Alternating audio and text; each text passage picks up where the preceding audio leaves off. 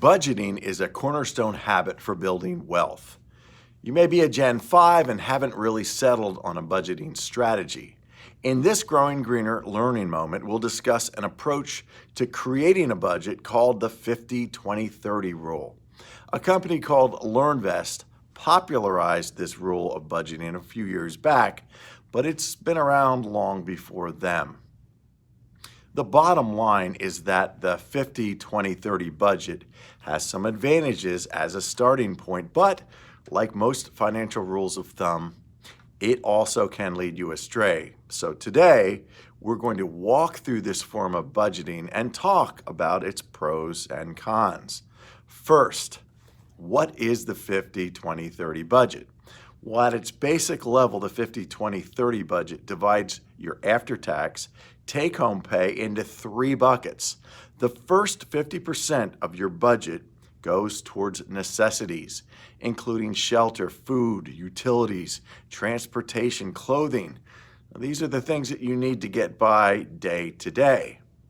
The next 20% of your budget goes to long-term savings and extra payments on any debt that you might have. For example, this bucket would include contributions to your 401k or IRA. And if you're trying to become debt-free, the extra debt payments would go into this bucket. The 30% bucket is for your lifestyle choices. It includes things like vacations, entertainment, gym fees, hobbies, pets, eating out, cell phone plans, and cable packages. These are things you don't really need to get by, so the remaining 30% of your take-home pay goes into this bucket. Now, the goal here isn't to contort your spending until it exactly matches these categories.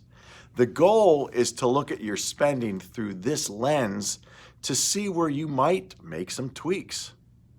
There are looser variations to this rule, like the 80-20 rule, in which you use 20% of your income for financial goals and spend 80% on everything else.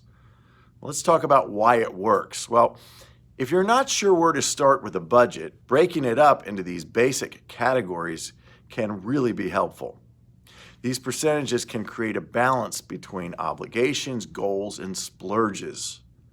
Now, what it doesn't do, if you're not earning much, you might not have the luxury of only spending half your income on necessities. So keep in mind that this budget framework, like any other, is a starting point. It's just a rule of thumb, and it's not one size fits all. Now, before I go, I can't leave without reminding you to join us this Wednesday, February the 17th at 5:30 p.m. Pacific Time for the Family Education Committee's Zoom meeting, where we will talk about all things Sage Lodge. You don't want to miss it. Until we speak then, be well.